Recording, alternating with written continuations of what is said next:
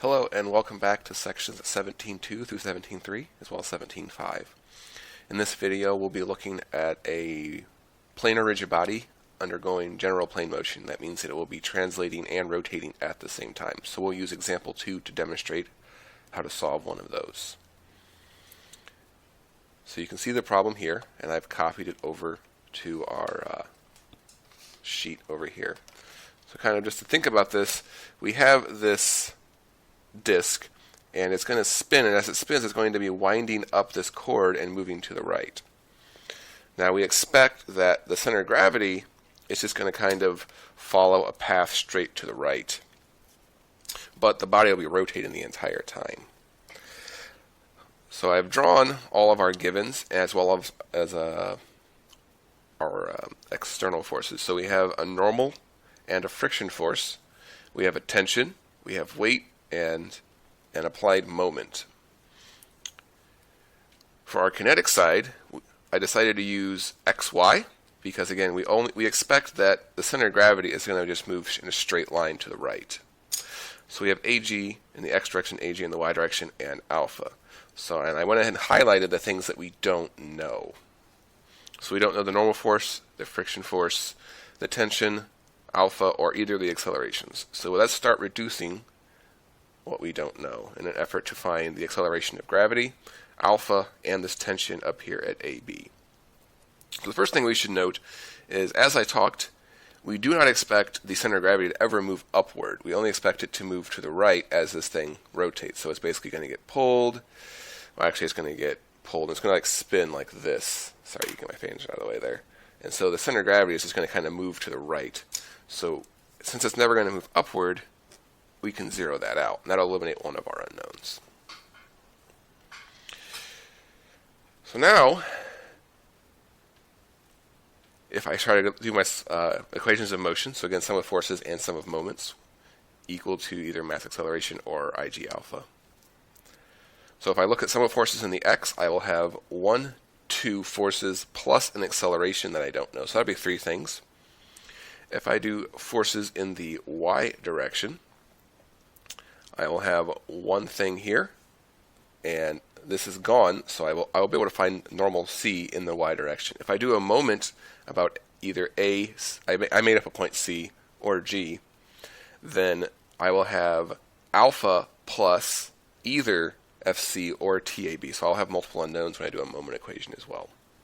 So let's start off in the y direction so we can find normal c.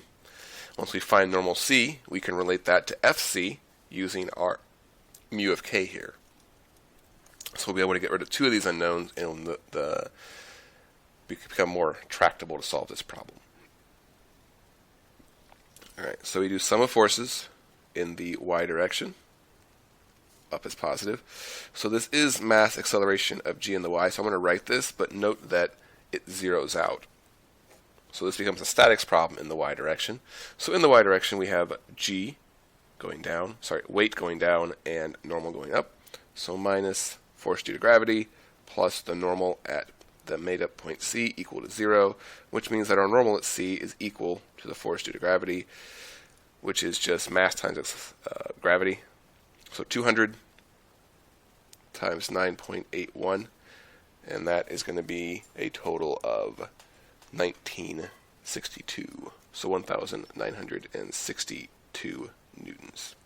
So we can use that as well as our friction equation, knowing that Fc, so they didn't give us any static friction, so we can assume that we're just sliding here. It's going to be mu k nc, so we can start eliminating some unknowns. So you're not always going to use just forces y, forces x in a moment equation. Sometimes you have to bring in these additional equations as well. So in this case, we're bringing in a friction equation to help us solve, because we have so many unknowns we can't just solve it with just 3. So that's going to be 0.2 times 1962. Alright, so it ends up being 392.4 newtons. Alright, so we now know this, and we now know this. So that reduces the number of things we don't know to 1, 2, 3. I've used one of my equations of motion. So I still have 2 left. So that means we're going to have to bring in an additional equation somewhere else as well. So now let's try, so if I do forces in the x direction, I'm going to get both of these. So let's try to do a moment equation instead. So if I do a moment at A, I know Fc, I'll find alpha by doing the moment at A. So let's do that next. So sum of moments at A equal to, so this is an arbitrary point A. If you look at the problem close enough, you'll notice that it's also an instantaneous center. So you could treat it either way. We were given the radius of gyration about the center of gravity, so it's not really going to change the amount of work that I do. So I'm just going to write it as an arbitrary point A, but if you wanted to do this as an instantaneous center, you'll get the same answer. So I will get Ig alpha plus mass times Agx delta y plus mass Ag y delta x. So we've already established, sorry about the freeze there, that Agy is 0, so this term will go away. We do have an alpha, that's what we're trying to find by doing this, and the delta y, so how far away is center of gravity from A, and so that does exist, so we'll find all that. And now you're like, what? We now have Agx in here as well. So we're going to be doing a relationship, and that'll actually clean up here in a second. So actually, let's go ahead and do that before I do my moment equation. So what is the relationship between alpha and Agx? Because right now I have 2 unknowns in here, and the whole goal was just to find alpha. So if I consider that I have this fixed point up here, so I noted that A, so point A was an instantaneous center, and I have some acceleration to the right. If you go back to chapter 16, there's an equation for this, how I can relate alpha to this given some radius. And that equation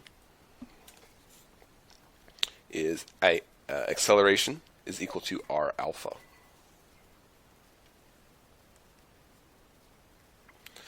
So in this case, we expect the acceleration to be to the right. We expect alpha to be clockwise, so we don't really have to do any signs here. So this is, in our problem, Agx. The radius between them is the radius between G and A, so it's the radius of the small wheel, which is 0.4 meters. And then we just leave alpha as is. We don't need to add any signs to correct anything. We expect alpha to be in this direction, we expect A to be in this direction. So that means I can sub that back up into that equation, and I will only have alpha in it. But I will use this equation later to solve for Agx once I find alpha. Alright, so bringing this back down, let's go ahead and pull up our pieces in. So we're going to do sum of moments about A. So about A, so that we do that so that tension AB doesn't show up. There are no forces at G that are perpendicular to it.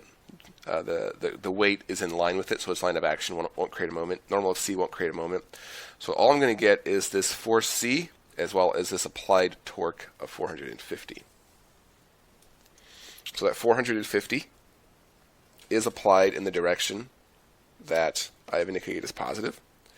Then we're going to get the friction at C.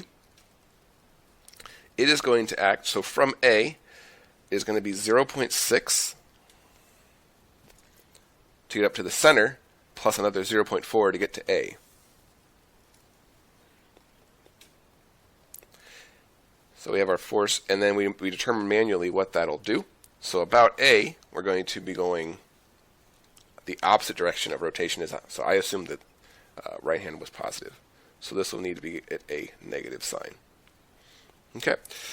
Now for Ig, can be rewritten using our given here, our radius of gyration. So Ig becomes kg squared times m, and then alpha, which is what we're looking for, plus the mass of the entire wheel thing here. so 200. The acceleration in the x direction, which we are going to sub out for 0.4 alpha. And the delta y, so the distance between the center of gravity and the point of rotation. So we're rotating about here, our center of gravity is here, so that is just going to be this small radius, this small radius of 0.4. And then manually determine the sign, because this is a kinetic moment. So if this were to accelerate to the right, I would create a positive moment. Positive kinetic moment about that. Okay, so all we have to do now is we plug in a bunch of numbers. So I know that the force at C is 392.4. And let me just do a little bit of math up here. So kg is 0.3 squared times 200, and that I believe becomes 18. All right, and so that all that's left in here is alpha. I have an alpha here and I have an alpha here. Everything else is known. So let me calculate alpha for you, and I'll be right back. All right, so you end up with a 57.6 on this side, and you end up with a 50 alpha on this side. When you do that math, you get 1.152 radians per second squared, and that is in the direction indicated because it came out to be positive. So now that I know alpha, I can go back up here, and I just plug in that 1.152, and we get 0.4608, and this is going to be meters per second squared, and that's going to be to the right. So that is our AG. Because again, we don't have a y component. So the last thing we need to find, so I have now found alpha, I have now found AGX, I know AG, I know alpha. So the only thing left to find is this tension AB. So you could do another moment equation, but in general, once you know everything, the easiest way to do it is to do a force equation. So I have not used forces in the x, so that's what I will do to solve that. So sum of forces in the x direction equal to mass acceleration of g in the x direction. So again, we know mass, we know acceleration g. The forces are going to be this tension and this friction. So I'm going to get tension AB minus this friction equal to mass. Mass is 200. And then AG we just found to be 0.4608. And we know that FC is right here, 392.4. So we solve that, and we find that it is equal to 484.6 newtons. And it is to the right. Alright, so a lot of stuff happening here. We ended up using 3 equations of motion, forces y, forces x, moments a, plus 2 additional equations,